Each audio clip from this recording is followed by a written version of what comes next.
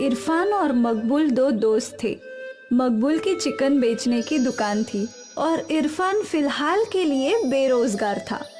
क्या हुआ दोस्त, आज भी नौकरी नहीं मिली? अब क्या बताऊं, समझ में नहीं आ रहा। इतनी पढ़ाई का क्या फायदा जब एक नौकरी भी नहीं मिल रही। अब समझ में नहीं आ रहा कि क्या करूं। अब तो मुझ पे रुखसाना की भी जिम्मेदारी है। तुझे इतनी जल्दी शादी नहीं करनी चाहिए थी मेरे दोस्त, पर अब जब तूने शादी कर ही ली है तो काम बढ़ाना और ढूंढना ही होगा। तू तो जानता ही है कि किस हालात में मेरी शादी हुई है। अगर शादी नहीं करता तो रुखसाना के अब्बा उसका निकाह कहीं और कर देते, लेकिन अब निकाह के बाद इतनी सारी जिम्मेदारियां आ गई हैं, समझ में नहीं आ रहा कि अब क्या करूं। अरे इरफान, तू शवारमा बनाना जानता है ना? हाँ हाँ, तो शवारमा की दुकान क्यों नहीं खोलता? दुकान खोलने के लिए भी तो पैसे लगेंगे ही ना, वो कहां से लाऊंगा? मैं हूं ना, मैं तुझे कर्ज दूंगा, तेरा धंधा चल पड़ेगा तो लौटा देना। हाँ वो भी है। इरफान खुश अपने घर गया और रुखसाना को ये सारी बातें बता दी। अल्लाह का शुक्र है, आपको कोई रास्ता तो मिला। अब जल्द ही मेरे शवारमा की दुकान लगेगी। उम्मीद है अच्छी कमाई होगी और हमारे हालात भी बेहतर हो जाएंगे। होंगे ही, मैं दुआ करूंगी। मकबूल से पैसा कर्ज लेकर इरफान ने शौरमा की मशीन खरीद ली। वो मकबूल से ही चिकन लेने गया और उसकी शौरमा की दुकान शुरू हो गई। अरे भाई, एक शौरमा देना। हाँ हाँ, अभी लो। धीरे धीरे इरफान के शौरमा की दुकान पे कस्टमर्स की भीड़ लगने लगी थी। स्वाद तो बहुत अच्छा है भाई। होगा ही, सारे मसाले मैं घर पे ही बनाता हूँ। वाह बढ़िया, मजा आ गया भाई खाकर। इरफान खुश था कि उसके शौरमे लोगों को पसंद आ रहे थे। उसके ग्राहक बड़े चाव से शौरमा खाने आते थे। एक दिन घर पे बैठकर वो हफ्ते की कमाई गिन रहा था। 4,000 रुपए का मुनाफा हुआ है। इसमें से 2,000 रुपए हमारे घर के खर्च और सामान के लिए रखता हूँ और 2,000 रुपए मकबूल भाई का कर्ज लौटा देता हूँ। हाँ हाँ, यही सही रहेगा। ऐसे ही चलता रहा तो जल्द ही मकबूल भाई के सारे कर्ज चुकता हो जाएंगे। बिल्कुल। उस दिन इरफान ने मकबूल को कर्जे की पहली किश्त लौटा दी। लगता है तेरा धंधा बहुत अच्छे से चल पड़ा है इरफान। जी भाई, उम्मीद है ऐसे ही चलता रहे। हाँ हाँ बिल्कुल चलेगा, तू ऐसे ही मेहनत कर। हाँ भाई करूँगा। इरफान रोज शाम को अपनी शौरमे की दुकान लगाता और उसके आते ही ग्राहकों की भीड़ लग जाया करती थी। एक शौरमा देना। मुझे भी दो गार्लिक शौरमा पार्सल। मुझे भी एक शौरमा। जी अभी देता हूँ। दुकान खोलने से बंद होने तक इरफान के हाथ चलते रहते थे। कस्टमर्स आते ही रहते थे। हर दिन रात को 10 बजे इरफान दुकान बंद करता था और अपनी कमाई देखकर वो बहुत खुश था। जुबैर रोज इरफान की दुकान पर भीड़ देखा करता था। शौरमे के बिजनेस में बहुत मुनाफा है, मुझे भी शौरमे का बिजनेस डालना चाहिए। इरफान तो 80 रुपए में शौरमा बेचता है, मुझे इससे कम दाम में बेचना होगा, तभी लोग मेरा शौरमा खरीदेंगे। जुबैर गणित करने लगा कि वो कैसे शौरमा का दाम घटा सकता है। मुझे सस्ता चिकन ढूंढना होगा। और सस्ते चिकन की खोज में जुबैर कई चिकन की दुकानों पे गया। सभी जगह उसे वही दाम मिल रहा था। आखिर वो अकरम की शॉप में गया। अकरम बेईमान किस्म का आदमी था। अरे भाई, मुझे चिकन रोज 10 किलो चाहिए, पर दाम नहीं परवड़ रहा। फिर तो एक ही रास्ता है। वो क्या? तू मरी हुई मुर्गियां खरीद ले। मरी हुई मुर्गियां तुझे 50 रुपए किलो से मिलेंगी। पर मरी हुई मुर्गियों से कोई नुकसान तो नहीं? अरे नहीं नहीं, तुलों में मरी हुई मुर्गियां ही तो जाती हैं। किसी का बाप नहीं समझ सकता कि जो मुर्गियां वो खा रहा है वो जिंदी काटी गई हैं या मरी हुई। लेकिन इससे सेहत पर कोई नुकसान तो नहीं होगा ना? अरे भाई, कुछ नहीं होता। वैसे भी जब हम लोग मुर्गियों को यहाँ से वहाँ ले जाते हैं तो रास्ते में कुछ मुर्गियां दबकर मर ही जाती हैं। इन्हें खाने में कोई नुकसान थोड़ी ना है। ठीक है, तो हम सौदा पक्का करते हैं। तुम रोज मुझे 50 रुपए के हिसाब से 10 किलो चिकन देना। पक्का। जुबैर ने शौरमा बनाने की मशीन खरीद ली और फिर इरफान के शौरमे की दुकान के बगल में ही उसने अपनी दुकान खोल ली। जुबैर ने बड़े से फलक पर दाम लिखवा दिया। जुबैर 50 रुपए में शौरमा बेच रहा था। अब जब लोग वहां पहुंचे तो काफी लोग जुबैर का सस्ता दाम देखकर उसकी दुकान की ओर मुड़ गए। पर अब भी कुछ ऐसे ग्राहक थे जो इरफान की दुकान में ही शौरमा खाने आते थे। भाई, तुम्हारे शौरमे जैसा स्वाद नहीं है वहाँ, कुछ तो गड़बड़ है। उसे 50 रुपए में शौरमा परवड़ रहा है, इसलिए वो बेच रहा है। वो भी है, लेकिन जो लोग हमेशा खाते हैं वो तुम्हारे ही पास लौटेंगे भाई, तुम फिक्र मत करो। हाँ, मुझे अल्लाह पर पूरा भरोसा है। उस दिन इरफान मकबूल भाई से मिला। क्या हुआ इरफान, आज तेरा चेहरा इतना उतरा हुआ क्यों है? अब क्या बताऊं भाई, जुबैर ने शौरमे की दुकान खोली है और वो शौरमा 50 रुपए का बेच रहा है। इतना सस्ता कैसे? वही तो मुझे भी नहीं समझ आ रहा है भाई। जरूर वो कोई गोलमाल कर रहा है, हमें पता लगाना चाहिए, पर कैसे? चलो मेरे साथ। उस दिन इरफान और मकबूल ने जुबैर का पीछा किया। उन्होंने देखा कि जुबैर अकरम चिकन वाले की दुकान में गया। अब समझा। क्या ये अकरम एक नंबर का बेईमान है? ये जरूर जुबैर को मरी हुई मुर्गी का मांस सस्ते में बेच रहा है। पर ये तो अच्छा नहीं है, लोगों की तबीयत खराब हो सकती है। अब हमें क्या करना चाहिए? दोनों सोचने लगे कि वो जुबैर और अकरम को कैसे रोक सकते हैं। तभी मकबूल को याद आया कि उनके इलाके में एक फूड इंस्पेक्शन का ऑफिस है जहां फूड की कंप्लेंट की जा सकती है। हमें फूड इंस्पेक्टर ऑफिस में जाकर कंप्लेन करनी चाहिए। ठीक है। इरफान और मकबूल फूड ऑफिस गए और वहां उन्होंने बड़े ऑफिसर को जुबैर की बेईमानी की कंप्लेंट की। हमें उस शौरमे की जांच करनी होगी। फूड ऑफिसर जुबैर की शौरमा की दुकान पर पहुंचे और वहां रखे चिकन और रोटियों की जांच करने लगे। सर, कुछ सेटलमेंट करते हैं। तू लोगों की जान के साथ खेल रहा है और हमें रिश्वत देने की बात कर रहा है। ऑफिसर ने सैंपल्स लिए और टेस्ट किए। सर, ये चिकन खाने के लायक नहीं है। इसे खाने से सेहत बहुत जल्द खराब हो जाएगी। इसे पुलिस के हवाले कर दो।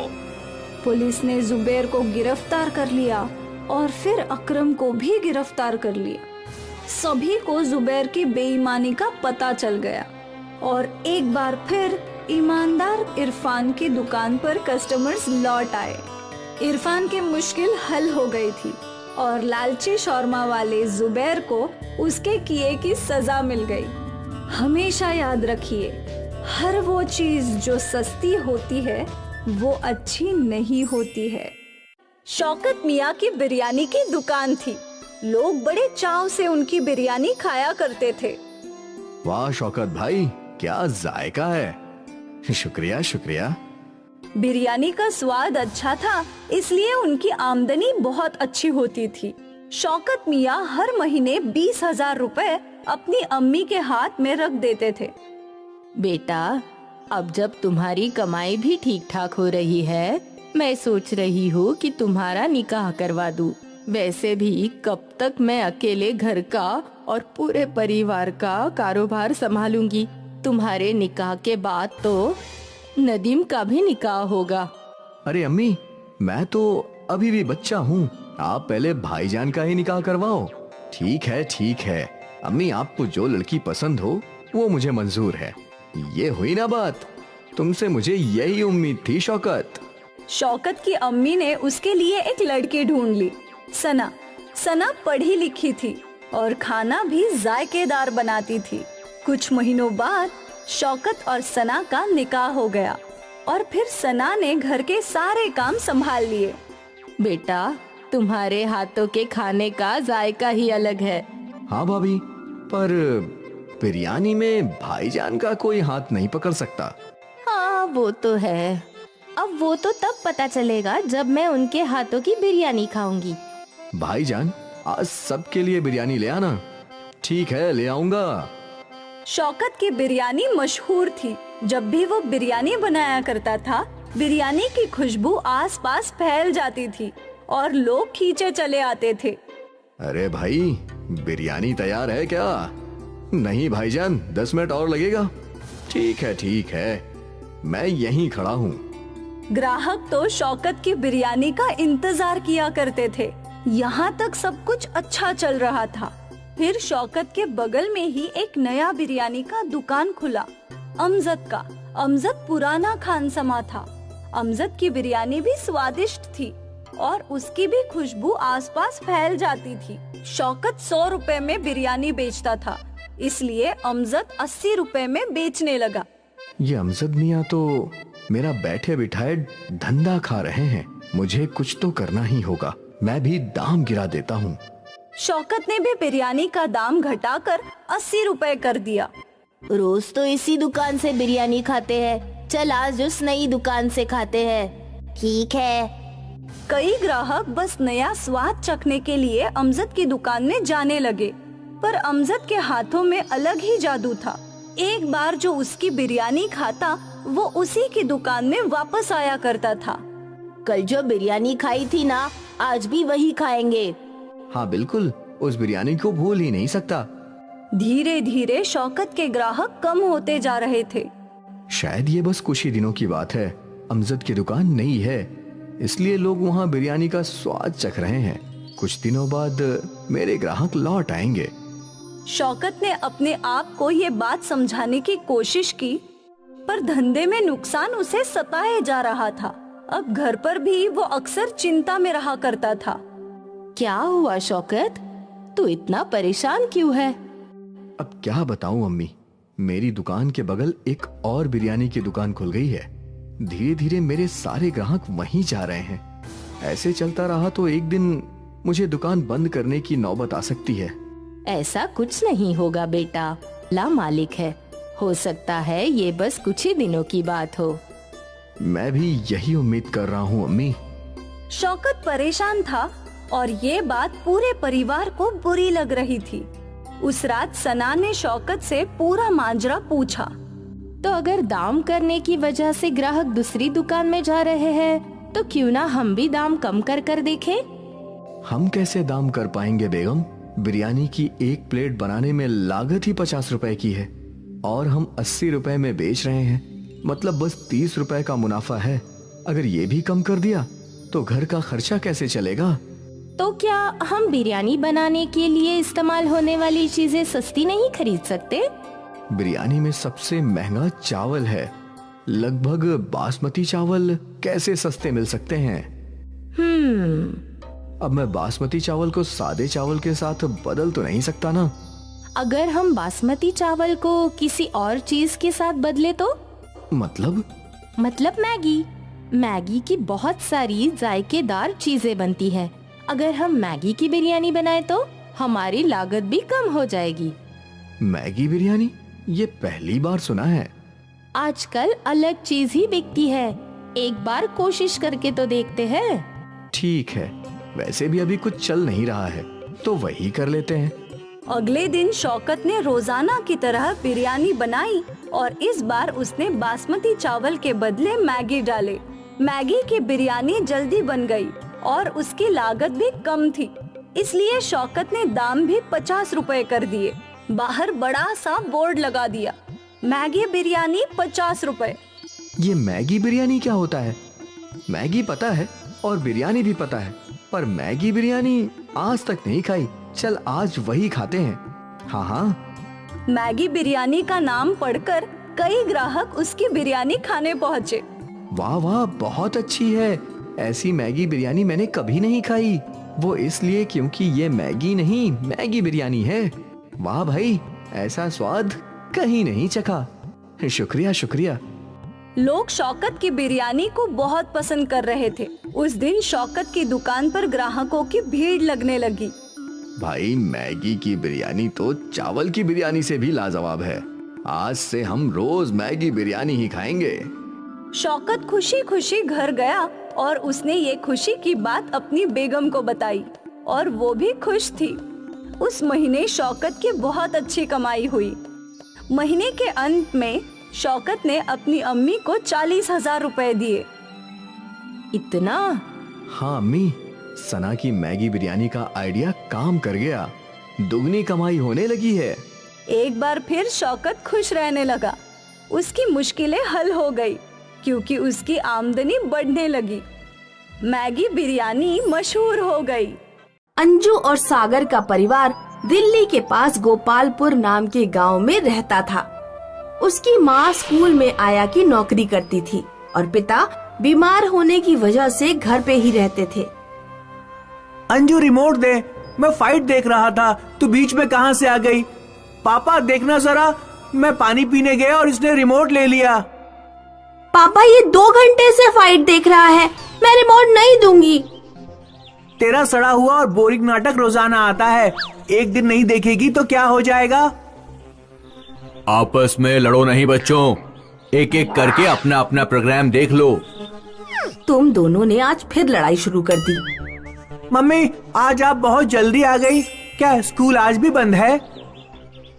हाँ बेटा, स्कूल आज फिर बंद है। पता नहीं कभी खुलेगा भी या नहीं। लगता है ये नौकरी छोड़नी पड़ेगी। आज तुम लोग खाने में क्या खाओगे? मम्मी आज राजमा चावल बनाओ। आपके हाथ के राजमा चावल खाकर मजा ही आ जाता है। कुछ दिनों बाद अंजू और सागर की माँ की नौकरी छूट गई। अब क्या होगा माँ? क्या हम भूखे मर जाएंगे? नहीं बेटी, ऐसा नहीं कहते। हम कोई नया काम धंधा शुरू करेंगे। मम्मी दिल्ली चलते हैं और राजमा चावल का ठेला लगाते हैं। मेरे दोस्त राजू के पापा दिल्ली में छोले भटूरे का ठेला लगाते हैं। राजू बता रहा था कि उसके पापा हर महीने 40,000 कमा लेते हैं। लेकिन बेटा, घर पर तुम्हारे पापा का ध्यान कौन रखेगा? मम्मी तुम सागर के साथ दिल्ली चली जाओ, मैं घर पर पापा का ध्यान रखूंगी। सागर और उसकी माँ दिल्ली पहुँचे। उन लोगों ने एक ठेला बनवाया और एक व्यस्त सड़क पर राजमा चावल बेचने शुरू कर दिए। माँ राजमा चावल बनाती और सागर लोगों को आवाज लगाता। आइए स्वादिष्ट राजमा चावल खाइए, मात्र 20 रुपए की प्लेट। आइए राजमा चावल खाइए। कुछ दिनों में सागर के ठेले के पास राजमा चावल खाने वालों की भीड़ लगने लगी। सागर और उसकी माँ जहाँ अपना ठेला खड़ा करते थे, उसके ठीक पीछे एक शुद्ध शाकाहारी होटल था। होटल के मालिक सुमन रेड्डी ने जब देखा कि उसके होटल के आगे एक राजमा चावल बेचने वाली अच्छी कमाई कर रही है, तो उसे ईर्ष्या होने लगी। अगर ये राजमा चावल वाली और उसका बेटा इसी तरह कमाई करते रहे तो एक न एक दिन ये मेरी तरह होटल खोल लेंगे। मुझे किसी तरह इनका धंधा चौपट करना चाहिए। एक दिन सुबह सुबह सुमन अपने एक जान पहचान के पुलिस वाले के साथ सागर के ठेले पर पहुंचा। अपना ठेला यहाँ से हटाओ, तुमने मेरे होटल के सामने ठेला खड़ा किया है और तुम रोड भी जाम कर रही हो। इससे पहले कि सागर और उसकी माँ ठेला कहीं और ले जाते, सुमन ने ठेले में लात मारी और ठेला कुछ दूर जाकर पलट गया। सुमन के साथ एक पुलिस वाला भी था, इसीलिए सागर और उसकी माँ सुमन से कुछ नहीं कह पाए। वो आंखों में आंसू लिए रह गए। माँ मैं भी जाकर सुमन का मुंह तोड़ दूंगा। नहीं बेटा, ये शहर है, हमारा गांव नहीं। पुलिस तुम्हें पकड़ लेगी। कानून हमेशा अमीरों की तरफ ही झुकता है। हम किसी दूसरी जगह ठेला खड़ा कर लेंगे। ठेला पलटने के कारण सारे राजमा चावल कीचड़ और मिट्टी में गिरने की वजह से खराब हो गए थे। माँ हमें नए राजमा चावल खरीदने पड़ेंगे। रोड पर एक राजमा चावल बेचने वाला आया। भैया, राजमा और चावल कितने रुपए किलो दिए हैं? ले लो बहन जी, आपके लिए सस्ते लगा दूंगा। सागर और उसकी माँ ने इकट्ठे 20 किलो राजमा और 20 किलो चावल खरीद लिए। अगले दिन उन्होंने नए राजमा चावल पकाकर जब एक कस्टमर को दिए तो कस्टमर ने बताया, आपके राजमा चावल में तो चिकन का स्वाद आ रहा है। राजमा चावल में चिकन का स्वाद? ये कैसे हो सकता है? सागर और उसकी माँ ने राजमा चावल खाकर देखे। उन्हें भी लगा जैसे वो स्वादिष्ट चिकन खा रहे हों। लोगों के बीच राजमा चावल में चिकन के स्वाद की बात फैल गई और दूर दूर से लोग सागर के ठेले पर आकर राजमा चावल का स्वाद लेने लगे। भीड़ इतनी ज्यादा बढ़ गई थी कि अंजू को भी मदद के लिए बुलाना पड़ा। भला 20 रुपए के राजमा चावलों में चिकन का स्वाद कौन नहीं लेना चाहता? राजमा चावल में चिकन के स्वाद की बात सुमन तक भी पहुंची। इन लोगों ने जरूर चालाकी से राजमा चावल में चिकन मिलाया होगा। मैं भी अपने खाने में चोरी छुपे चिकन मिलाऊंगा और फिर मेरी बिक्री कई गुना बढ़ जाएगी। सुमन ने भी अपने शुद्ध शाकाहारी खाने में चिकन की मिलावट शुरू कर दी। एक दिन किसी पॉलिटिकल पार्टी का एक बहुत बड़ा नेता सुमन के होटल में खाना खाने आया। उसे खाने में चिकन मिल गया। सुनो होटल के मालिक, ये क्या है? तुमने मेरे खाने में चिकन मिलाकर मेरा धर्म भ्रष्ट कर दिया। नेता ने सुमन को पकड़कर उसकी खूब पिटाई की और सुमन का होटल बंद करवा दिया। उधर सागर के ठेले पर नॉनवेज खाने वालों की भीड़ बढ़ती जा रही थी। आखिरकार एक दिन सुमन मजबूर होकर सागर की माँ के पास गया। बहन जी, मैंने आपके साथ जो भी किया उसके लिए मैं माफी चाहता हूँ। मेरा होटल चल नहीं पा रहा है। अगर आप मेरे होटल को खरीद लें तो मुझे खुशी होगी। मैं यहाँ से चला जाऊंगा और कहीं और जाकर होटल खोल लूंगा। सागर और उसकी माँ ने सुमन का होटल खरीद लिया। माँ, आज हम जो भी हैं वो उस आदमी की वजह से हैं जिसने हमें जादुई राजमा चावल दिए थे। मैंने उसे बहुत ढूंढने की कोशिश की लेकिन वो कहीं नहीं मिला। लगता है वो ईश्वर के द्वारा हमारे लिए भेजा गया कोई फरिश्ता था। माँ, क्या फरिश्ते असलियत में होते हैं? पता नहीं बेटी, पर अनुभव से तो लगता है कि हाँ, होते हैं। मधुपुर नाम का एक छोटा सा शहर था। शहर में एक मकान था। मकान में 2 किराएदार फैमिली रहती थी। एक नंदा की फैमिली और दूसरी सुलोचना की फैमिली। नंदा अपने पति सुधीर और कुंवारी ननद सलोनी के साथ रहती थी और सुलोचना अपने पति निखिल के साथ। दोनों परिवारों में बहुत अच्छे संबंध थे। एक दूसरे के घर आना जाना लगा रहता था। एक दिन नंदा की ननद सलोनी को देखने लड़का आया और उसे सलोनी पसंद आ गई। नंदा मेहमानों के लिए चाय बनाने लगी।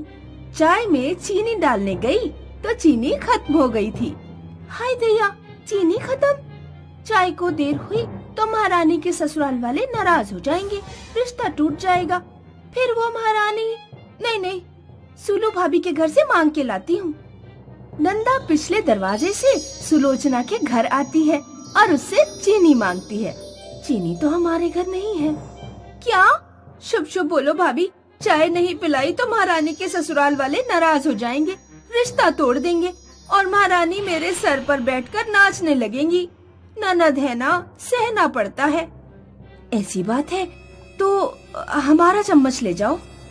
सुलोचना एक चम्मच लाई और नंदा को दे दिया। चम्मच देखकर नंदा कुछ समझी नहीं। इस चम्मच का मैं क्या करूं?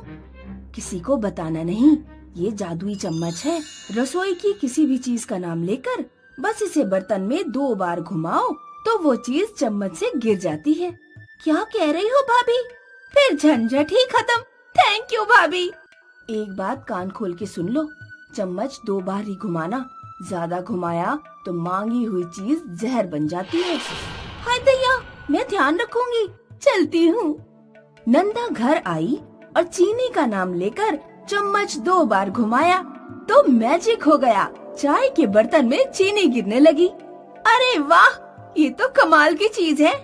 चाय पीकर मेहमान खुश हो गए। 2 दिनों के बाद की तारीख फिक्स करके चले गए। शाम को सुलोचना चम्मच लेने आई तो नंदा बोली, भाभी आप तो जानती हो शादी में कितना खर्चा हो जाता है। मेहमान आएंगे तो उन्हें खिलाना भी पड़ेगा। अब हमारी इतनी हैसियत कहाँ, ये चम्मच रहेगा तो मदद हो जाएगी। शादी होते ही आपको लौटा दूंगी। सुलोचना मान गई और चम्मच छोड़कर चली गई। नंदा ने रात भर चम्मच घुमाया और शादी का सारा सामान निकाल लिया। रातों रात इतना सारा सामान कहाँ से आया? आप अपना काम कीजिए, रसोई में नाक ना घुसाइए।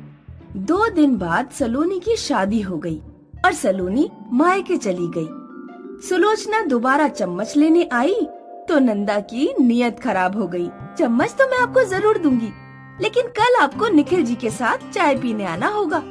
कितनी मदद की है आपने हमारी, चाय तो बनती है। दूसरे दिन सुलोचना अपने पति निखिल के साथ चाय पीने आई। नंदा उनके लिए चाय बनाने लग गई। चाय बनाते बनाते उसे सुलोचना की बात याद आ गई। एक बात कान खोल के सुनो, चम्मच 2 बार ही घुमाना है। ज्यादा घुमाया तो मांगी हुई चीज जहर बन जाती है। ये चम्मच 2 बार नहीं 3 बार घूमेगा और हमेशा हमेशा के लिए मेरा हो जाएगा। नंदा ने 3 बार चम्मच घुमाया और चम्मच से जहरीली चीनी चाय में गिरने लगी। वही जहरीली चाय नंदा ने सुलोचना और निखिल को पिलाई और दोनों को मारकर चम्मच हड़प लिया। कुछ दिन बीत गए। चम्मच की मदद से नंदा ने रसोई का वो सारा खर्चा बचा लिया जो हर महीने सुधीर नंदा को देता था।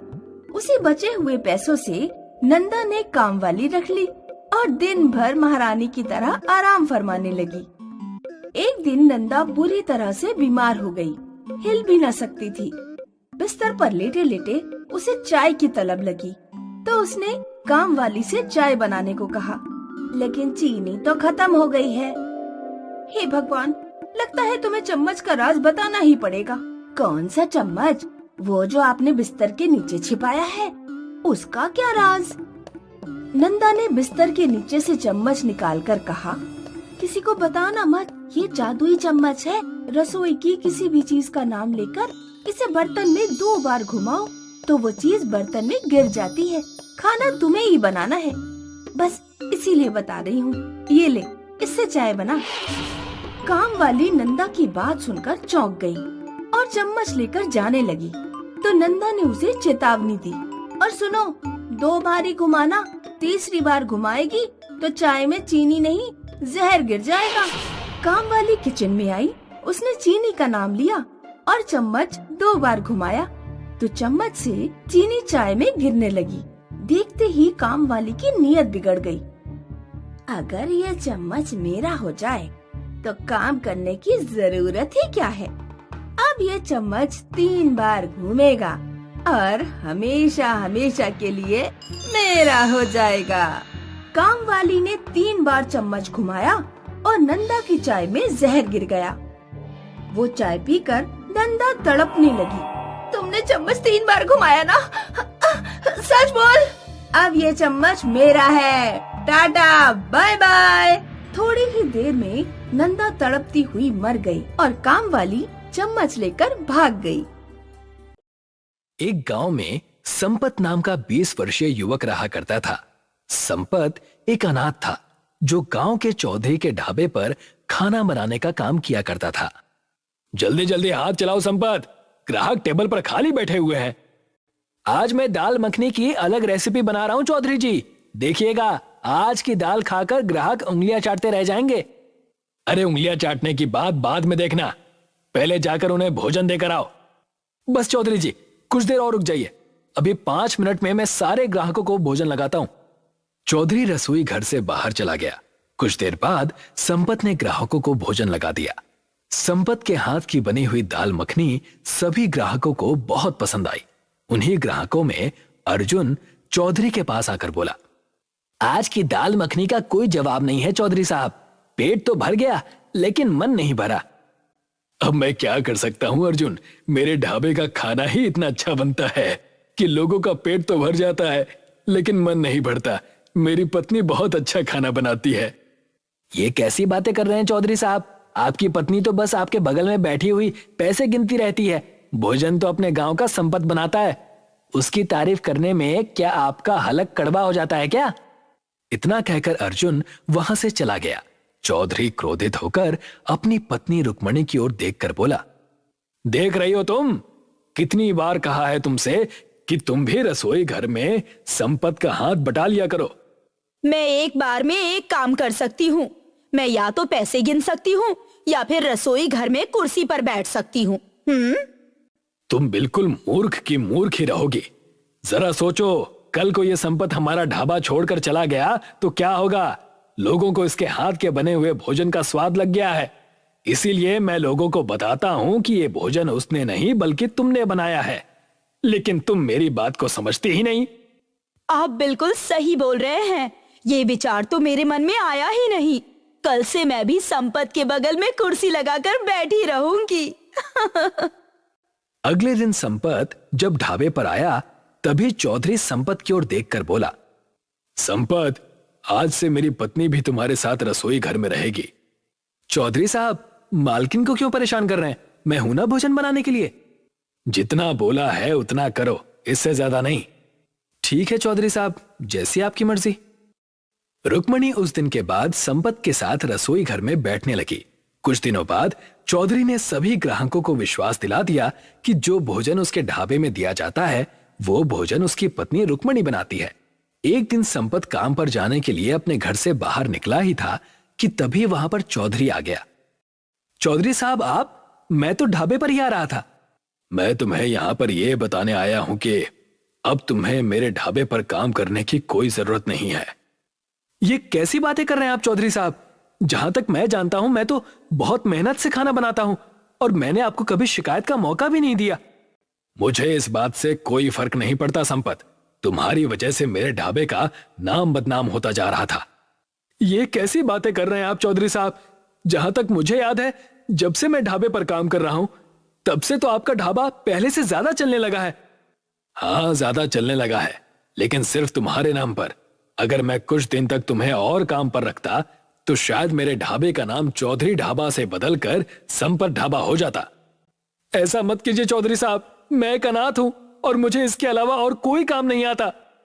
वो तुम्हारी समस्या है, मेरी नहीं। आज के बाद मेरे ढाबे के आसपास भी कहीं दिखे ना तो टांगे तोड़कर गांव से बाहर फेंकवा दूंगा। इतना कहकर चौधरी गुस्से में वहां से चला गया। संपत बेरोजगार हो गया। थक हार कर संपत गांव के मुखिया के पास चला गया। मुझे सब पता है संपत कि चौधरी ने तुम्हारे साथ क्या किया है, लेकिन तुम तो जानते हो कि चौधरी मुझसे कहीं ज्यादा ताकतवर और धनवान है। मैं उसका कुछ नहीं बिगाड़ सकता। मुखिया जी, मैं आपसे चौधरी से लड़ने की बात नहीं कर रहा, मैं तो बस आपसे कुछ मदद मांगने आया हूं। आप तो जानते हैं मुखिया जी कि मैं एक अनाथ हूं। कुछ वर्ष पहले ही मेरे माता पिता मुझे अकेला छोड़कर चले गए और मैं अपना गांव छोड़कर कहीं नहीं जाना चाहता। तुम कहना क्या चाहते हो? मुखिया जी, मैं सिर्फ भोजन बनाना चाहता हूं। तुम्हारे पिता भी बहुत अच्छे बावर्ची थे। मुखिया जी, आप मेरी थोड़ी सी मदद कर दीजिए। मैं भी अपने गांव में अपना खुद का ही ढाबा खोलना चाहता हूं। आप मुझे थोड़ा सा धन दे सकते हैं क्या? जब मेरा ढाबा चलने लगेगा तब मैं आपको सारे पैसे वापस कर दूंगा। ठीक है, गांव में मेरी जो खाली जमीन पड़ी है तुम वहां पर अपना ढाबा खोल लो। उसके लिए जितना भी धन लगेगा मैं तुम्हें देने के लिए तैयार हूं। मुखिया की बात सुनकर संपत खुश हो गया। संपत बड़ी मेहनत से खाली जमीन पर ढाबा बनाने में जुट गया। जी तोड़ मेहनत के बाद संपत ने वहां पर ढाबा बनाकर तैयार कर लिया।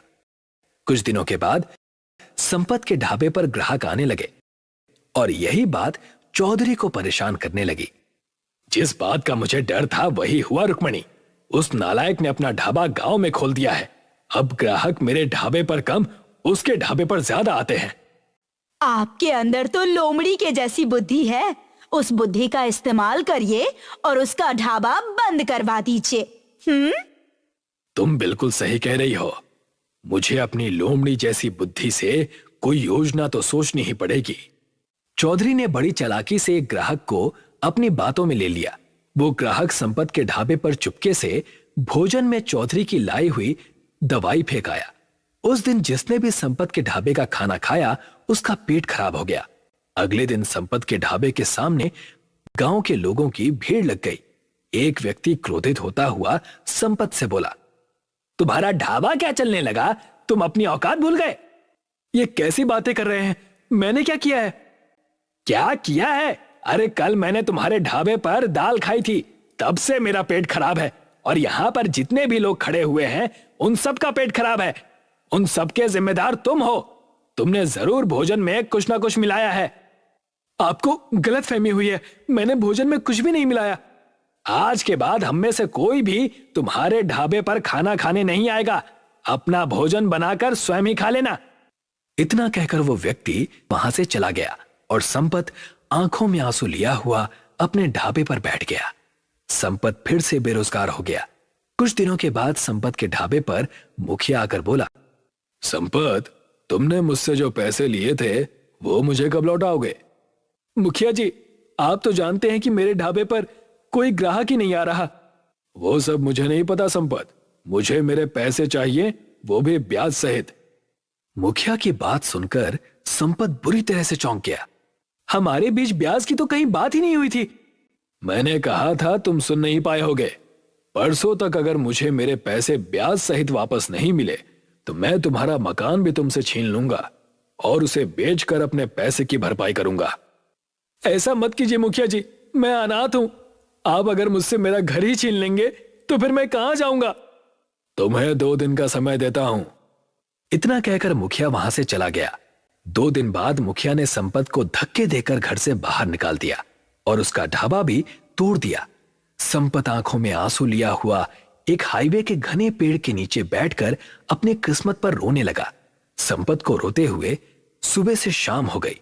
तभी उसने देखा कि उस पेड़ पर एक चिड़िया का घोंसला बना हुआ था, जिसके ऊपर एक चील बराबर मंडरा रही थी। इस चील को भगाना होगा, नहीं तो ये उसका घोंसला तोड़ देगी। मेरा घर बचाने के लिए तो कोई भी गांव वाला नहीं आया, लेकिन मैं इस बेजुबान प्राणी का घर इस चील को नहीं तोड़ने दूंगा। संपत ने एक चील को वहां से भगा दिया। तभी वहां पर एक चमत्कार हुआ। उस घोंसले के ऊपर बैठी हुई चिड़िया संपत के पास आकर बैठ गई और एक तेज धमाके के साथ वो एक सुंदर लड़की में परिवर्तित हो गई। कौन हो तुम? बरसों पहले एक श्राप के कारण मुझे चिड़िया बनाकर इस घोंसले में कैद कर दिया गया था। अगर तुम उस चील को नहीं भगाते तो वो चील मुझे मारकर मेरा घोंसला तोड़ देती। वो एक चील के रूप में राक्षस था। लेकिन तुम फिर अपने असली रूप में कैसे आ गई? मुझसे कहा गया था कि जब भी कोई मुसीबत का मारा हुआ सच्चा युवक तुम्हारी मदद करेगा, तुम्हारा ये श्राप समाप्त हो जाएगा। और देखो, मैं मुक्त हो गई। तुमने मेरी मदद की है तो मैं भी तुम्हारी मदद करूंगी। मैं तुम्हारे बारे में सब जानती हूँ। तुम मेरी मदद कैसे कर सकती हो? क्यों नहीं कर सकती? तुम बहुत अच्छा खाना बनाते हो, बस तुम्हारे पास धन नहीं है। एक घर था, वो भी तुमसे छीन लिया गया, लेकिन कोई बात नहीं। तुमने जिस घोंसले को टूटने से बचाया है, वही घोंसला आज से तुम्हारा घर होगा। और इस घोंसले में तुम्हारा खुद का बना हुआ घोंसला रेस्टोरेंट होगा। इतना कहकर उस सुंदर लड़की ने अपना हाथ घोंसले के आगे कर दिया। तभी एक तेज धमाके के साथ वो घोंसला एक रेस्टोरेंट में परिवर्तित हो गया, जिसकी सीढ़ियां बहुत सुंदर लकड़ी की बनी हुई थी। ये घोंसला रेस्टोरेंट आज से तुम्हारा है। तुम्हें यहाँ से कोई भी नहीं निकाल सकता। जब भी तुम्हें यहाँ से कोई निकालने की कोशिश करेगा तो वो खुद ही मुसीबत में फंस जाएगा। इतना कहकर वो सुंदर लड़की वहां से गायब हो गई। संपत उस रेस्टोरेंट के अंदर चला गया।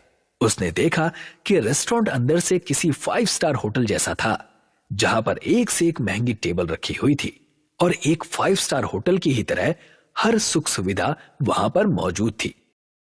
कुछ देर बाद संपत वहां पर आराम की नींद सो गया। अगले दिन संपत नाश्ता करके नीचे उतरा ही था कि तभी उसके सामने एक कार आकर रुक गई। उसमें से एक सुंदर युवक बाहर निकलकर संपत से बोला, ये किस तरह का रेस्टोरेंट है भाई? इस तरह के रेस्टोरेंट्स तो मैंने सिर्फ विदेशों में ही देखे हैं, लेकिन वो भी तस्वीरों में। ये मेरा रेस्टोरेंट है, घोंसला रेस्टोरेंट। मेरे रेस्टोरेंट पे हर तरह का भोजन उपलब्ध है। क्या तुम मुझे अपना रेस्टोरेंट दिखा सकते हो? दिखाना क्या है साहब, आप मेरे पहले ग्राहक हैं, आपके लिए आज का खाना मुफ्त है। संपत ने उसके लिए बहुत अच्छा भोजन तैयार कर दिया। भोजन खाकर वो युवक उंगलियां चाटते हुए बोला, यकीन मानो मैंने एक से बड़े एक 5 स्टार होटल में खाना खाया है, लेकिन इससे ज्यादा लजीज खाना मैंने अपने जीवन में नहीं खाया। मैं एक बहुत बड़ी कंपनी में एडवर्टाइजमेंट का काम करता हूं। तुम चाहो तो मैं तुम्हारे इस घोंसला रेस्टोरेंट का एडवर्टाइजमेंट कर सकता हूं। तुम्हारा रेस्टोरेंट प्रसिद्ध हो जाएगा और यहां ग्राहकों की भीड़ लग जाएगी। अगर ऐसा करेंगे तो मेरे लिए यह बहुत ही अच्छी बात होगी। वो युवक मुस्कुराता हुआ वहां से चला गया। अगले दिन उस रेस्टोरेंट में शहर से आने वाले लोगों की भीड़ लग गई। उस भीड़ में बहुत बड़े बड़े नेता, पत्रकार और बहुत सी अमीर फैमिली के लोग थे। संपत का घोंसला रेस्टोरेंट कुछ ही महीनों में पूरे इंडिया में छा गया और यही बात चौधरी और मुखिया को बेहद परेशान कर रही थी। तुम सिर्फ नाम के मुखिया हो, तुमसे एक छोटा सा काम नहीं हुआ। तुमने जितना बोला था उससे ज्यादा करके दिखाया था मैंने। अरे तुमने तो सिर्फ उसे अपने ढाबे से निकाला था, मैंने तो उसका मकान भी उससे छीन लिया था। मगर उसकी किस्मत ही इतनी अच्छी है तो इसमें मैं क्या कर सकता हूं। अब इन बातों से क्या लेना देना मुखिया। उसके घोंसला रेस्टोरेंट में शहर के अमीर लोग आते हैं और गांव के लोगों को वो अपने घोंसला रेस्टोरेंट में मुफ्त खाना खिलाता है। वो सबको रोजगार दे रहा है और तरक्की कर रहा है और हम यहां हाथ पर हाथ धरे बैठे हुए हैं। तुम चाहते क्या हो? मैं चाहता हूं कि उसके घोंसला रेस्टोरेंट में आग लगा दूं। तो फिर देर किस बात की है? चलो चलकर आज रात ये शुभ काम कर ही देते हैं। मुखिया और चौधरी पेट्रोल लेकर उस पेड़ पर पहुंच गए। उन्होंने उस पेड़ पर पेट्रोल छिड़का, मगर जैसे ही उन्होंने आग लगाने की कोशिश की, अचानक उनके शरीर में बुरी तरह से जलन होने लगी और वो बहुत बुरी तरह से चीखने लगे। संपत और सारे ग्राहक रेस्टोरेंट के नीचे आ गए। अरे आप दोनों को क्या हुआ? आप दोनों चीख क्यों रहे हैं? हमें माफ कर दो संपत, हम तुम्हारे घोंसला रेस्टोरेंट पे आग लगाने के लिए आए थे, लेकिन हमने जैसे ही आग लगाने की कोशिश की हमारे शरीर में जलन महसूस होने लगी। आज तो ये गलती कर ली है मुखिया जी, लेकिन आज के बाद इस गलती को कभी भी मत करना। तभी उस घोंसला रेस्टोरेंट के अंदर से एक भारी आवाज आई, इन दोनों से कहो कि अब ये गांव छोड़कर चले जाएं, नहीं तो उनके शरीर की जलन दुनिया का कोई भी डॉक्टर ठीक नहीं कर पाएगा। मुझसे यह कहा गया था कि अगर कोई भी इस घोंसला रेस्टोरेंट को नुकसान पहुंचाने की कोशिश करेगा तो वो बहुत बड़ी मुसीबत में पड़ जाएगा। मुखिया और चौधरी ने संपत की बात मानने में ही भलाई समझी। वो दोनों रात ही रात गांव खाली करके भाग गए। संपत आज भी घोंसला रेस्टोरेंट चलाता है।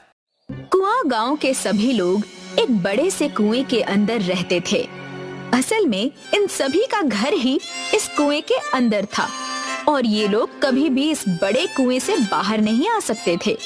जब जग्गू नाम के पत्रकार को इस कुआं गांव के बारे में पता चला तो वो इस गांव के बारे में लिखने का निर्णय लेता है। जग्गू कुआं गांव में आता है। आप लोग इस बड़े से कुएं में रहते हैं, क्या आपका मन यहाँ से बाहर जाने का नहीं करता? मन तो करता है बेटा कि तुम्हारी तरह हम भी जब चाहे इस गांव में आएं और जब चाहे बाहर जाएं, पर अब इस कुएं से बाहर निकलना हमारे बस में नहीं है। नहीं तो कौन पूरी जिंदगी एक कुएं के अंदर बिताना चाहेगा? आप लोगों के बस में नहीं है मतलब? मैं कुछ समझा नहीं। बेटा इस गांव को आज से 11 साल पहले एक साधु ने श्राप दिया था कि ये सारा गांव एक कुएं में ही समाकर रह जाएगा और तब से हम लोग इस कुएं के अंदर फंसे हुए हैं। सिर्फ दूसरे गांव के लोग इसके अंदर आकर बाहर जा सकते हैं, हम लोग नहीं। पर श्राप देने की कोई तो वजह रही होगी। वजह थी बेटा, बहुत बड़ी वजह थी। हम लोगों ने एक महापाप किया था। क्या विस्तार से बताएंगे? मैं जानना चाहता हूँ। वो बुजुर्ग जग्गू को आज से 20 साल पहले की कहानी बताने लगता है। जून का महीना था, बाहर भयानक गर्मी पड़ रही थी, इसलिए लोग अपने घरों से बाहर कम ही निकल रहे थे। एक साधु और उनका शिष्य इस गांव में भिक्षा मांगने के लिए आते हैं। वे दोनों भूखे प्यासे थे। भिक्षाम देहि माई, आपके द्वार पर साधु भिक्षा मांगने के लिए आया है। साधु के बार बार पुकारने पर औरत घर से बाहर आती है। दिखता नहीं, इस बार सूखा पड़ने से सारी फसलें बर्बाद हो गई हैं। हमारे पास खुद ही खाने को नहीं, तुमको कहां से दें? हे माता, अगर ऐसी बात है तो आप हमें बस जलपान करवा दीजिए, हम बहुत प्यासे हैं। क्यों, जल क्या मुफ्त में मिलता है? यहाँ कोई भंडारा नहीं लगा है जो तुमको जलपान कराया जाएगा। पर प्यासे को पानी पिलाना तो पुण्य का काम होता है देवी, और हम दोनों इस समय बहुत प्यासे हैं। गर्मी से गला सूख रहा है। इस तरह के कठोर वचनों का प्रयोग मत करो देवी। गला तो सबका सूखता है, इसमें कौन सी नई बात है? अगर मैंने तुम दोनों को पानी पिलाया तो जब मेरे परिवार का गला सूखेगा तब हम क्या करेंगे? प्यासे मर जाएंगे। इस तरह के कठोर वचनों का प्रयोग मत करो देवी। हमने तो केवल आपसे अपनी प्यास बुझाने के लिए जल मांगा है, कोई पाप तो नहीं किया। पूरे गांव का चक्कर लगा के देख लो, फिर भी कोई तुमको एक घूंट पानी नहीं देगा। आखिर आप ऐसा क्यों कह रही है माते? क्या गांव में पानी का कोई स्रोत नहीं है? इस गांव में सिर्फ एक ही कुआं है और उसका पानी सिर्फ गांव वालों तक के लिए ही सीमित है। किसी बाहर वाले को अगर एक बूंद पानी भी दिया तो इससे गांव को पानी की कमी हो जाएगी। प्यास से शिष्य का बुरा हाल हो गया था। वो अब ठीक से खड़ा भी नहीं हो पा रहा था। कड़ी धूप होने की वजह से उसको चक्कर आ जाते हैं और वो जमीन पर गिर जाता है। ये सब नाटक करके यहाँ कुछ नहीं होने वाला। जाओ जाकर किसी दूसरे घर के सामने ये नाटक करो। साधु और उसके शिष्य के साथ बड़ी ही निर्दयता से पेश आने के बाद वो औरत अपने घर के अंदर चली जाती है और द्वार बंद कर लेती है।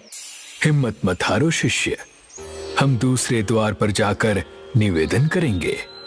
साधु और उसका शिष्य एक एक करके गांव के सभी घरों में भिक्षा मांगने के लिए जाते हैं, पर ना तो उनको कोई भिक्षा देता है और ना ही प्यास बुझाने भर के लिए पानी। अब तो मेरा भी धीरज खोता जा रहा है शिष्य। मैंने ऐसा निर्दयी गांव आज तक नहीं देखा जो साधु सन्यासियों को जलपान तक न करा सके। शिष्य की हालत इतनी खराब हो चुकी थी कि वो बोलने में भी असमर्थ हो गया था। ये दोनों अब उसी कुएं के पास खड़े थे जिससे गांव वाले अपने लिए पानी लेते थे। प्यास बुझाने की एक आखिरी कोशिश करते हुए शिष्य कुएं की तरफ बढ़ता है, पर जैसे ही वो कुएं में झांकता है उसको फिर से चक्कर आते हैं और वो कुएं में गिर जाता है। ये तुमने क्या कर दिया शिष्य? साधु देखता है कि कुएं के अंदर गिरने से शिष्य की मौत हो गई है। वो क्रोधित होकर इस गांव को श्राप देता है। इस निर्दयी गांव वालों ने मेरे शिष्य के प्राण लिए हैं। मैं इस गांव को श्राप देता हूँ कि जिस तरह मेरे शिष्य की मौत इस कुएं के अंदर हुई है, उसी तरह से ये पूरा गांव इस कुएं में समा जाएगा। साधु गुस्से में विष का प्याला पी लेते हैं, जिससे उनका पूरा शरीर नीला पड़ जाता है और वे गांव से चले जाते हैं। देखते ही देखते पूरा गांव इस कुएं के अंदर समा जाता है। गांव की ये कहानी सुनकर जग्गू को बहुत आश्चर्य होता है। सच कहूं तो गांव वालों की निर्दयता के लिए इन्हें इसी तरह का दंड मिलना चाहिए था, पर उनकी इस गलती की सजा आने वाली पीढ़ी को भी भुगतनी पड़ रही है। हमसे बहुत बड़ी भूल हो गई थी बेटा। काश उस दिन जब वो साधु बाबा सबसे पहले मेरे द्वार पर आए थे, मैं उनको जलपान करा देती तो इस सब की नौबत ही नहीं आती। क्या इस श्राप से मुक्त होने का कोई रास्ता नहीं है? रास्ता तो वही बता सकते हैं जिन्होंने ये श्राप दिया। बेटा, अगर तुम उन साधु बाबा को ढूंढकर उनसे निवेदन करोगे कि वे हमारे गांव को इस श्राप से मुक्त कर दें, तो तुम्हारी बड़ी मेहरबानी होगी। ठीक है, मैं कोशिश कर सकता हूँ, पर मैं उनको कहाँ ढूंढूंगा? और अगर मिल भी गए तो पहचानूंगा कैसे? जैसा इन्होंने बताया कि साधु बाबा ने विष का प्याला पिया और उनका पूरा शरीर नीला पड़ गया। सुना है तब से उनको ना भूख लगती है ना प्यास, इसीलिए वे किसी रेगिस्तानी जगह पर होंगे जहाँ खाने पीने की कोई भी चीज उपलब्ध नहीं होगी। तुम्हें किसी ऐसी जगह को ढूंढना होगा। जग्गू कई दिन भटकने के बाद एक सूखे और बेजान रेगिस्तान में साधु बाबा को ढूंढ लेता है। मैं कुआं गांव की ओर से आपसे क्षमा मांगने के लिए आया हूँ। बाबा, आपसे निवेदन करने आया हूँ कि आप उस गांव को अब श्राप से मुक्त कर दीजिए। ऐसा कदापि नहीं होगा। वो पापी गांव मेरे शिष्य की मृत्यु के लिए जिम्मेदार है। पर बाबा, जो लोग इसके लिए जिम्मेदार हैं, उनमें से कई तो मर चुके हैं और जो जिंदा हैं, उनको अपने किए पर बहुत पछतावा है। साथ ही इस श्राप की वजह से नई पीढ़ी को भी बहुत दिक्कतें हो रही हैं। वो बाहरी दुनिया से अलग होकर रह गए हैं। इसमें उस नई पीढ़ी का तो कोई कसूर नहीं है ना? वो नई पीढ़ी भी उन्हीं निर्दयी लोगों की है। आप ठीक कह रहे हैं बाबा, पर ये बताइए कि अगर आप भी इस नई पीढ़ी के लिए वैसी ही निर्दयता दिखाएंगे तो आप में और उन लोगों में क्या फर्क रह जाएगा जो आपके शिष्य की मृत्यु के लिए जिम्मेदार हैं? जग्गू के निवेदन करने पर साधु का दिल पिघल जाता है और वो कुआं गांव को अपने श्राप से मुक्त करने के लिए मान जाते हैं। इस श्राप से मुक्ति के लिए गांव वालों को मुझे जलपान कराना होगा और उसी कुएं के पानी से बने खाने से मुझे भरपेट भोजन करवाना होगा। वो लोग सब कुछ करने के लिए तैयार हैं बाबा, आप कृपया मेरे साथ चलिए। जग्गू साधु बाबा को अपने साथ कुआं गांव में ले आता है और साधु बाबा की कही हुई बात गांव वालों को बताता है। आप सभी को इस कुएं के पानी से साधु महाराज को जलपान कराना होगा और उनको भरपेट भोजन करवाना होगा। बुढ़िया एक बड़े लोटे में पानी लेकर आती है। जैसे ही साधु बाबा के चरणों में कुएं का पानी गिरता है, उनके नीले पैर फिर से वापस पहले जैसे हो जाते हैं। यहाँ सभी लोग साधु बाबा के लिए भोजन की व्यवस्था कर रहे थे। आइए बाबा, बैठ जाइए। बुढ़िया साधु के बैठने के लिए एक कपड़ा बिछाती है और उनको एक बड़े लोटे में पानी पीने के लिए देती है। जलपान कीजिए बाबा। साधु बाबा लोटे से पानी पीते हैं और जैसे ही पानी उनके गले में उतरता है, उनका गला भी नीले के बजाय फिर से वापस पहले जैसा हो जाता है। यही काम तुमने आज से 20 साल पहले कर लिया होता तो तुम लोगों को इतनी परेशानियां नहीं झेलनी पड़ती। जब तक इंसान को ठोकर नहीं लगती, उसको अपनी गलती का एहसास नहीं होता। ये ठोकर खाकर हम सभी गांव वालों ने बहुत बड़ा सबक सीख लिया है बाबा। भोजन बनकर तैयार हो गया था। सभी लोग एक एक करके सामने आते हैं और साधु बाबा को भोजन परोसते हैं। लीजिए बाबा, ये चावल इसी कुएं गांव के अंदर उगाए हैं। साधु बाबा ने 20 सालों से कुछ नहीं खाया था, इसलिए जैसे ही कोई उनके सामने खाना रखता है, वे झट से खाकर उसको खत्म कर लेते हैं। अब सभी लोगों का बनाया हुआ खाना खत्म हो जाता है, पर साधु बाबा की भूख नहीं मिटती। भोजन तो समाप्त हो चुका है बाबा, पर मैं अब भी पूरी तरह से तृप्त नहीं हुआ हूँ। अब तो हम लोगों के पास भी थोड़ा सा ही अनाज बचा है। अगर उसे भी पका लेंगे तो फिर हम लोग क्या खाएंगे? यही गलती हमने आज से 20 साल पहले की थी और उसका फल आज तक भुगतना पड़ रहा है। अब हम लोग वो गलती दोबारा नहीं करेंगे। जिसके घर में जितना अनाज बचा है, सब पका लो। गांव वाले बचे हुए अनाज से फिर से भोजन बनाते हैं और साधु बाबा को परोसते हैं। इस बार जैसे ही भोजन का आखिरी निवाला साधु बाबा के पेट में जाता है, उनका पूरा शरीर फिर से वापस अपने पुराने रंग रूप में आ जाता है और देखते ही देखते पूरा कुआं गांव भी अपने पुराने स्वरूप में आ जाता है। अब इस गांव के लोग किसी भी साधु या जरूरतमंद को खाली हाथ अपने द्वार से वापस नहीं भेजते। रीना और टीना दो अनोखी जुड़वा बहनें थीं। दोनों का व्यक्तित्व एक दूसरे से बिल्कुल अलग था, पर दोनों में बहुत जमती भी थी। अनाथ होने के कारण दोनों गरीबी में जी रही थी और घर चलाने के लिए प्रधान के घर पर काम किया करती थी। आज दोनों घर पर एक दूसरे से बातें कर रही थी। मुझे अब और काम नहीं करना प्रधान के घर, टीना। भले ही उसके यहाँ काम कर रहे हैं, पर अपनी मेहनत के पैसे लेते हैं। जब भी उससे पैसे मांगो तो वो इनकार कर देता है। गुस्सा क्यों होती हो बहन? आज जाके मैं उनसे बात करती हूँ कि वो हमें पैसे दे दें। आप मन की बहुत कोमल हो दीदी। तुम भी जानती हो कि गांव में कई वर्षों से महामारी फैली हुई है और दवाई सिर्फ प्रधान जी के पास मिलती है, तो हमें भी थोड़ी समझदारी दिखानी चाहिए ना। अब 5 मिनट ही बड़ी है मुझसे, इसीलिए आपकी बात मान लेती हूँ। अगर मैं बड़ी होती ना तो मैं अब भी उससे पैसे निकलवा लाती। हाँ, ये तो है। प्रधान अपने घर में एक रसायन तैयार कर रहा था। आज फिर इन्हें अनाज पर छिड़क दूंगा और गांव वालों को दे दूंगा, और फिर जब वो बीमार हो जाएंगे तो उनसे दवाइयों के बदले अपने पास काम कराऊंगा। ये गांव वाले सिर्फ मेरे लिए ही बने हैं और ये महामारी मैं कभी जाने नहीं दूंगा।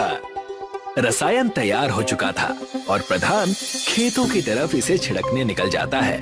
असल में गांव की महामारी का कारण प्रधान ही था।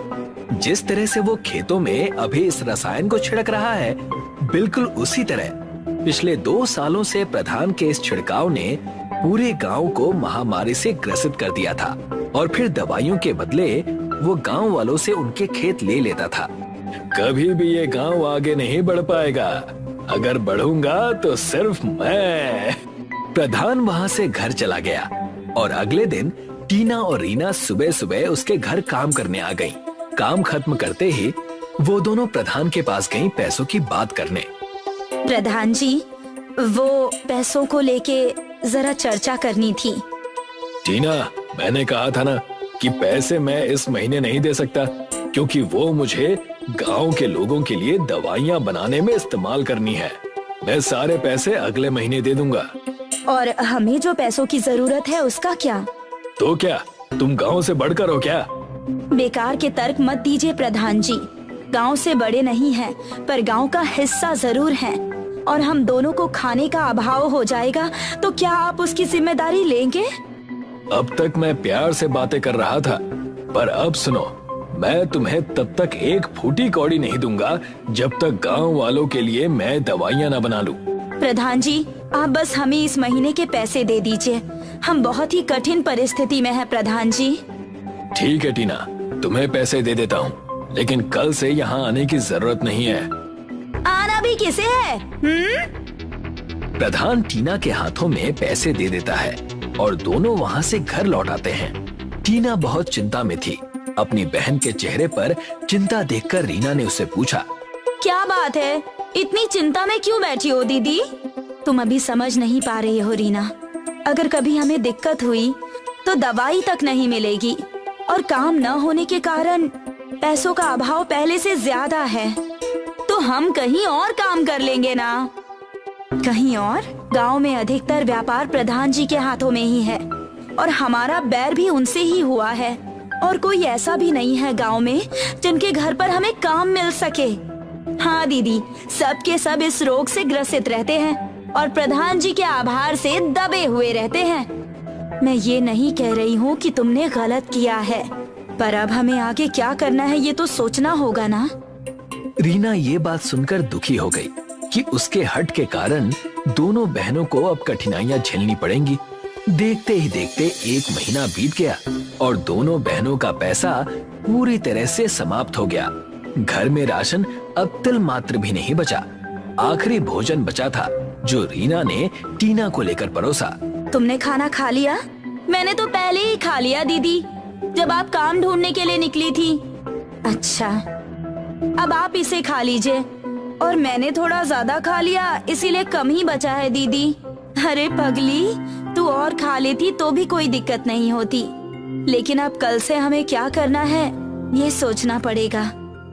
हाँ दीदी, राशन तो पूरी तरह से खत्म हो गया है। तभी घर के बाहर एक भिक्षुक आ गया। भिक्षाम देहि, भिक्षाम देहि। प्रणाम बाबा जी। कल्याण वस्तु, कुछ भिक्षा हो तो दे दो बिटिया। बाबा, भिक्षा तो तनिक भी नहीं है घर में। थोड़ा खाना बचा था, वो मैंने दीदी को परोस दिया। क्षमा कीजिएगा बाबा। ऐसा क्यों कहती हो रीना? कोई ब्राह्मण या भिक्षुक आए तो हमें उसे इस तरह नहीं लौटाना चाहिए। पर दीदी बड़ा प्यार है तुम दोनों में। एक प्रेम के कारण अपनी भूख मारकर बड़ी बहन को खिलाती है। और बड़ी बहन छोटी बहन को धर्म का मार्ग दिखाती है। छोटी का प्रेम अनूठा है और बड़ी का धर्म ऊंचा है। बहुत अच्छी बात है। बाबा, आपने तो घर की परिस्थिति बिना बताए ही जान ली और मेरे व्यवहार के लिए मुझे क्षमा कीजिएगा। इसमें क्षमा मांगने जैसी कोई बात नहीं है बेटा। प्रेम से ऊंचा और कोई धर्म नहीं।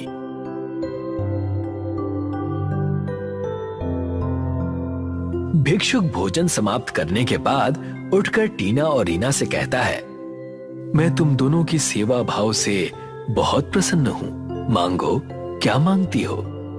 बाबा, इस गांव में एक महामारी फैली हुई है जिसका कोई हल नहीं निकल रहा है पिछले 3 वर्षों से। बस आप उसे ठीक करने का कोई मार्ग बताएं।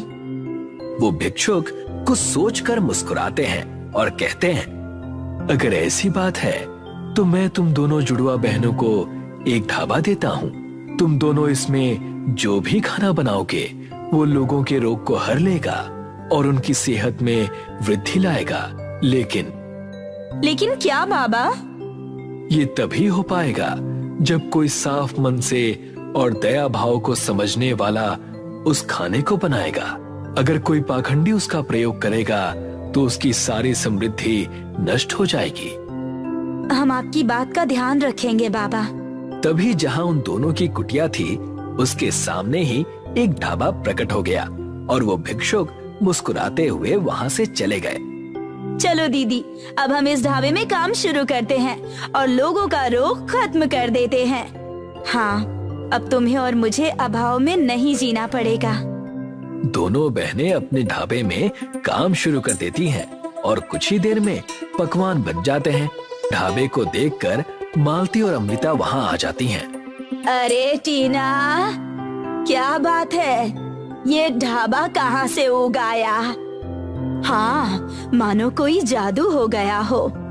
अरे मालती मौसी, खा कर देखिए, आपका ये जो सारा रोग है ना, ये सब मिट जाएगा और कोई ज्यादा पैसे भी नहीं देना है आपको इसके लिए।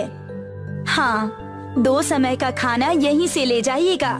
जितना आपके खाने का खर्च है उसी खर्चे में हम आपको ढाबे में खिलाएंगे।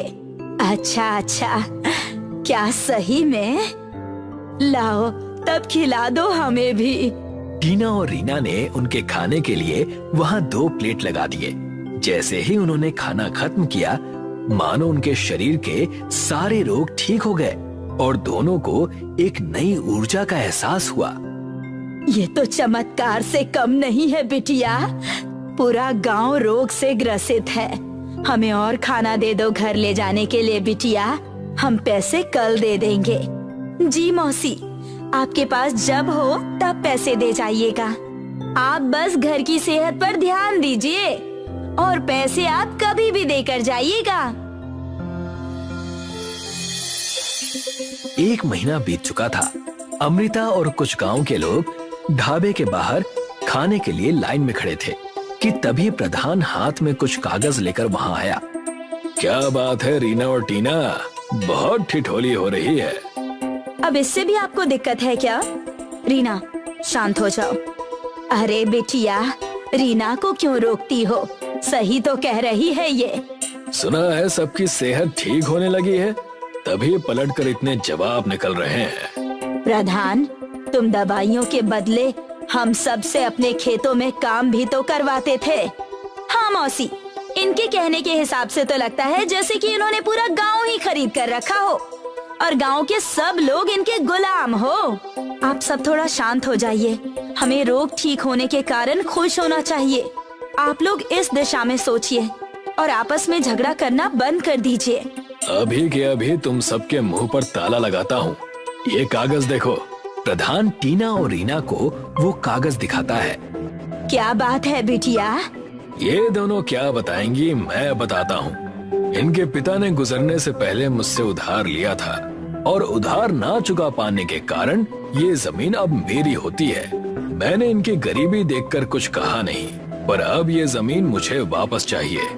ये असली है, तुम्हारे पिता के हस्ताक्षर हैं इस पर। हस्ताक्षर? क्या हुआ मौसी? मालती इसीलिए चौंक गई है क्योंकि तुम्हारे पिता लिखना पढ़ना नहीं जानते थे वो अंगूठा छाप थे। ये तुम दोनों बुढ़िया मेरे काम में टांग मत अड़ाया करो। प्रधान, बहुत बोल लिया आपने, अब यहाँ से चले जाइए। संयम रखने की भी एक सीमा होती है। टीना जो कभी गुस्सा नहीं करती थी, उसे गुस्से में देख रीना की आंखें खुली की खुली रह गईं और बाकी लोगों की भी। देख लूंगा तुम सबको, ये कहकर प्रधान वहां से चला गया।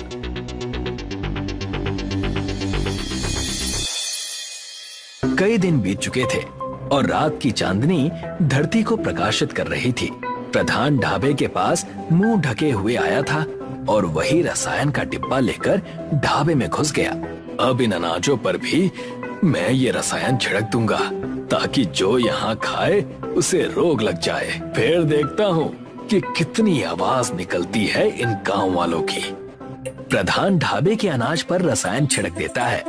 तभी वहाँ खटपट की आवाज सुनकर रीना आ जाती है। कौन हो तुम? चोर चोर चोर! प्रधान वहाँ से भाग जाता है।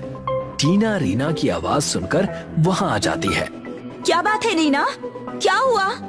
कोई चोर यहाँ खड़ा था और मुझे देखते ही भाग गया। कुछ चोरी तो नहीं हुई ना? पर ये गंध कैसी है?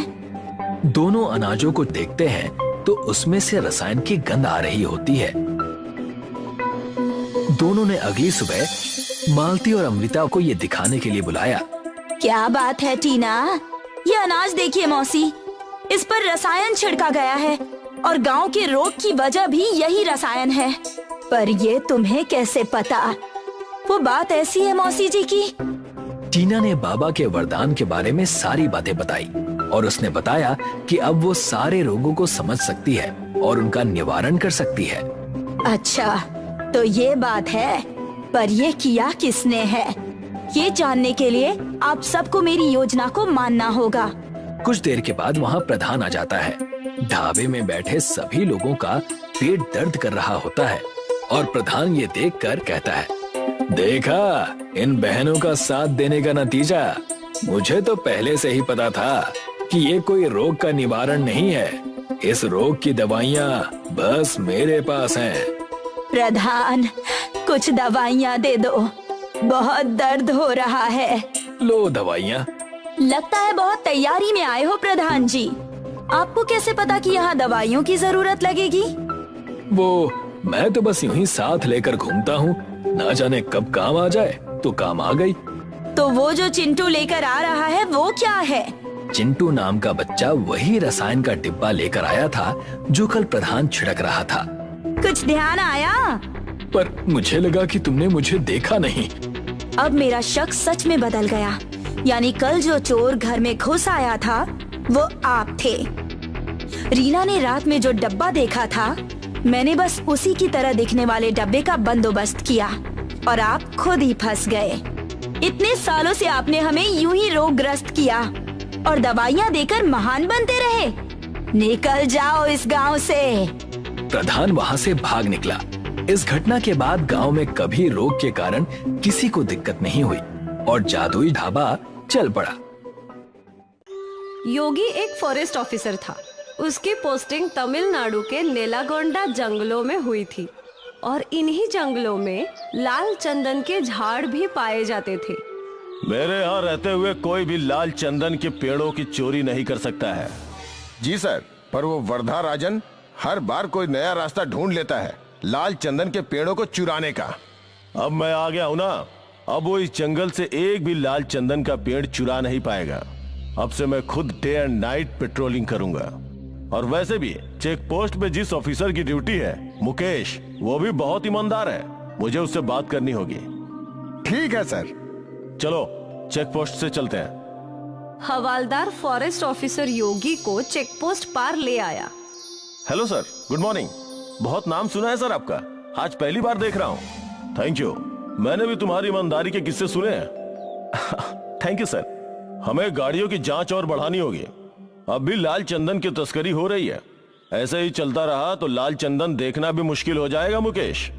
सर, मैं जानता हूँ इन सबके पीछे वो वरदराज है, तो तुम उसका कुछ करते क्यों नहीं? सर, वो इन्हीं जंगलों में पला बढ़ा है, जंगल का कोना कोना जानता है। जब भी हम उसे पकड़ने दौड़ते हैं वो जंगलों में गायब हो जाता है। कम से कम हम लाल चंदनों को इस चेक पॉइंट से बाहर जाने से तो रोक ही सकते हैं ना। जी सर, मैंने और फोर्स की मांग की है। अगले हफ्ते से और 2 हवलदार इस चेक पॉइंट पे होंगे। उम्मीद है अब लाल चंदन की तस्करी बंद हो जाएगी। हम मिलकर करेंगे तो जरूर होगा। उस दिन से फॉरेस्ट ऑफिसर खुद दिन में काई पर जंगलों में पेट्रोलिंग का काम करता था, खास करके रात के समय। यहाँ जंगल के भीतर डेरा जमाए वरदराजन को योगी के आने की खबर मिल गई। भाई, वो योगी जंगल में दिन रात पेट्रोलिंग कर रहा है। अब हम कैसे लाल चंदन का पेड़ काटेंगे? हर समस्या का एक समाधान होता है छोटे। वरदराजन ने स्वामी के कान में कुछ कहा। फिर रात के अंधेरे में स्वामी फॉरेस्ट ऑफिसर के ऑफिस के बाहर पहुंचा।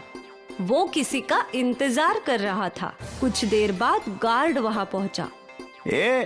भाई ने तेरे लिए मिठाई भेजी है और इसके बदले बस हमें समय समय पर इत्तला करते रहना।